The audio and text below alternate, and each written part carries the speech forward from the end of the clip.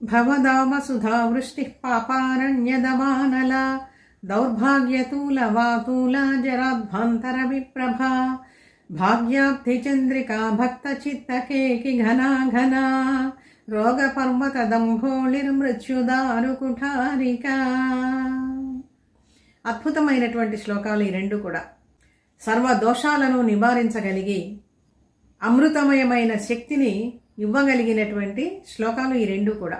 ఈ రెండు శ్లోకాల్లో కలిపి మొత్తం 8 రకాలైనటువంటి బాధలను ఇక్కడ చెప్పుకుంటూ వస్తున్నారు. 8 రకాలైనటువంటి బాధలను ప్రతి ప్రాణి కూడా అనుభవిస్తూనే ఉంటాడు. ఈ శ్లోకాలని గనక మనం నిరంతరం పఠనం చేసుకుంటే సర్వ దోషాలు కూడా తొలగిపోతాయి. జాతక చక్రంలో ఉండేటువంటి దోషాలు కూడా తొలగుతాయి అని చెప్పి పండితులు చెప్తూ ఉంటారు. భవ దావ సుధావృష్టి. ఈ భవము అనేటువంటిది దావానలంలాగా నిరంతరము దహించి వేస్తూనే ఉంటుంది ఎంతటి వాడినైనా సరే.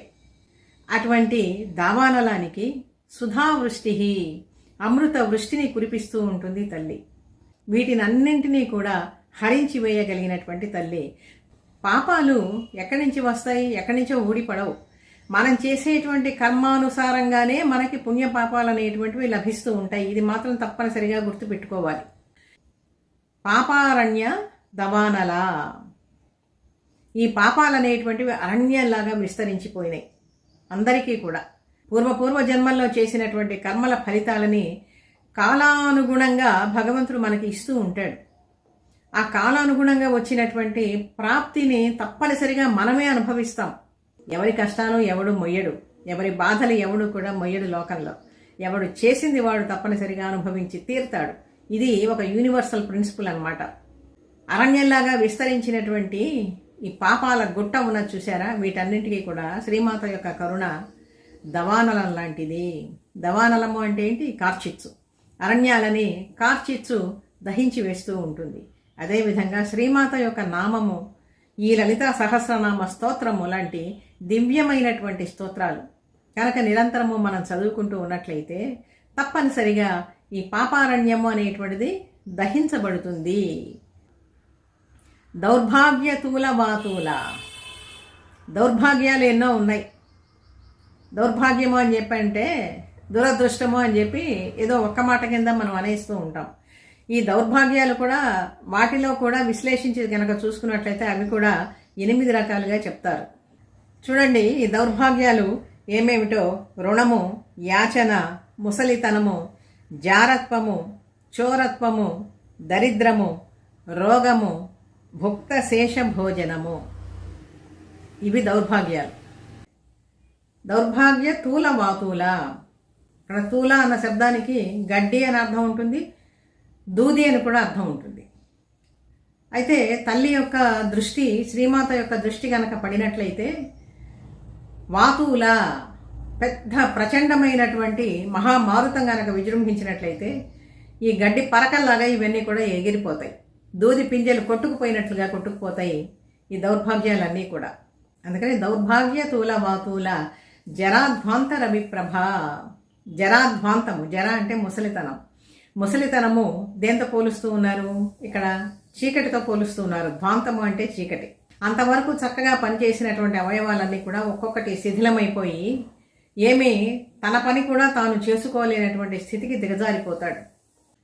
ఆ చీకటి వల్ల కలిగేటువంటి బాధలని నివారించగలిగినటువంటి శక్తి కలిగినటువంటిది శ్రీమాత. జరాధ్వాంత రవిప్రభ. రవిప్రభ అంటే రవిప్రభలు, సూర్య కాంతి గనక వచ్చినట్లయితే ఎంత కాలం నుంచి ఉన్నటువంటి చీకటైనా కూడా ఒక క్షణంలో తొలగిపోయినట్లుగా తల్లి శ్రీమాత యొక్క కరుణ గనక పడ్డట్లయితే వృద్ధాప్యము అనేటువంటి ఈ చీకట్లన్నీ కూడా ఒక్కసారిగా కొట్టుకుపోతాయి. అటువంటి దౌర్భాగ్యాలన్నీ ఎగిరిపోయిన తర్వాత ఇంకా ఏం మిగులుతుంది? భాగ్యమే కదా. భక్తుల యొక్క భాగ్యానికి ఈ తల్లి చంద్రికలాగా ప్రకాశిస్తూ ఉంటుంది. చంద్రుని చూసి సముద్రం ఏ విధంగా అయితే ఉప్పొంగుతూ ఉంటుందో ఆ విధంగా శ్రీమాత యొక్క అనుగ్రహం గనక పడితే భక్తుల యొక్క భాగ్య విశేషాలన్నీ కూడా అంత గొప్పగా వృద్ధి పొందుతూ ఉంటాయి.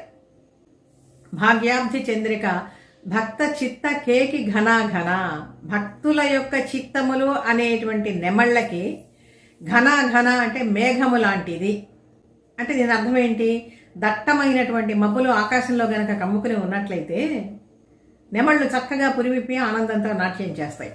అదేవిధంగా శ్రీమాత యొక్క కరుణ అనేటువంటి ఘనాఘనము అంటే ఆ మేఘము గనక పట్టినట్లయితే వర్షం పడబోయే ముందు దట్టంగా అలుముకున్నటువంటి మేఘాలు ఉంటాయి చూసారా, వాటిని చూసి నెమళ్ళు ఏ విధంగా పురివిప్పి నాట్యం చేస్తూ ఉంటాయో ఆనందంతో భక్తుల యొక్క హృదయాలు కూడా ఆ విధంగా పురివిప్పి నాట్యం చేస్తూ ఉంటాయన్నమాట శ్రీమాత అనుగ్రహం కోసం తప్పించేటువంటి వాళ్ళకి.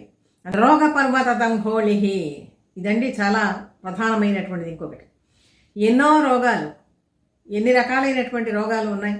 శారీరకంగా అనుభవించేటువంటి రోగాలు, మానసికంగా అనుభవించేటువంటి రోగాలు. ఈనాడు రోగాలకి అసలు ఒక వయస్సుతో కూడా నిమిత్తం లేదు. ఇంతకుముందు వృద్ధాప్యంలోనే రోగాలు వచ్చేవి అని చెప్పి అంటూ ఉండేటువంటి వాళ్ళు. అందుకని రోగ పర్వత దంభోళిహి, ఈ రోగాలు పర్వతంలాగా ఉంటే దాని మీద దంభోళి అంటే పిడుగుపాటు లేకపోతే వజ్రాయుధము, ఈ రెండు కూడా చెప్పుకోవచ్చు. ఎంత పెద్ద పర్వతమైనా సరే పెద్ద పిడుగు గనక పడ్డట్లయితే ముక్కలైపోతుంది. అదేవిధంగా వజ్రాయుధము అని కనుక చెప్పుకున్నట్లయితే నరికి వేస్తాడు ఇంద్రుడు వజ్రాయుధంతో పర్వతాల రెక్కలని. ఒకప్పుడు ఈ విధంగా జరిగింది. ఆ విధంగా రోగ పర్వత దంభోళిహి, రోగాలు ఎన్ని ఉన్నప్పటికీ కూడా మానసికంగా కానీ శారీరకంగా కానీ తల్లి నామస్మరణ నిత్యము మనం చేసుకుంటూ ఉన్నట్లయితే ఈ పర్వతాల లాంటి రోగాలన్నీ కూడా నాశనమైపోతాయి. ఇదంతా కూడా ఫలితం అండి. రోగ పర్వత దంభోళిహి మృత్యుదారు కుఠారిక. మృత్యువు అనేటువంటి దారువు అంటే కట్టె. ఈ కట్టెనేమో నరకటానికి కుఠారిక అంటే గొడ్డలి లాంటిది శ్రీమాత. అంటే శ్రీమాత దయ గనక ఉన్నట్లయితే మృత్యువు ఎక్కువగా బాధించదు, అనాయాసంగా వెళ్ళిపోతాడనమాట ఆ జీవుడు శరీరాన్ని వదిలేసి. ఎవరికైనా మరణం తప్పదు, అంటే మృత్యువు ఉండదా అని చెప్పి ప్రశ్నించకూడదు. ఇక్కడ మృత్యువు ప్రతి వాడికి కూడా ఉంటుంది. చాలా తేలికగా ఈ జీవుడు దేహాన్ని వదిలిపోయేటట్లుగా శ్రీమాత చూస్తుందన్నమాట, ఆ జీవి ఎక్కువగా బాధపడకుండా. అందుకని ఇక్కడ మృత్యుదారు కుఠారిక.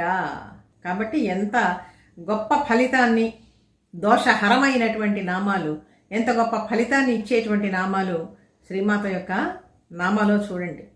ఆ తత్వము చెప్తూ ఉన్నారు, మనకు అర్థం కావాలి అని చెప్పి చక్కని ఉపమానాలతో ఇక్కడ పోల్చి చెప్తూ ఉన్నారు. తద్వారా వచ్చేటువంటి ఫలితము కూడా ఇందులోనే నిక్షిప్తమై ఉన్నదన్నమాట. కాబట్టి సర్వదోషాలు, సర్వరోగాలు, సర్వ వ్యాధులు ఇవన్నీ కూడా నశించిపోవటానికి ఈ 2 శ్లోకాలు అద్భుతంగా పనిచేస్తాయి. వీడియో నచ్చితే లైక్ చేయండి, షేర్ చేయండి, సబ్స్క్రైబ్ చేయండి. మీ అభిప్రాయాన్ని కామెంట్ రూపంలో తెలియజేయండి.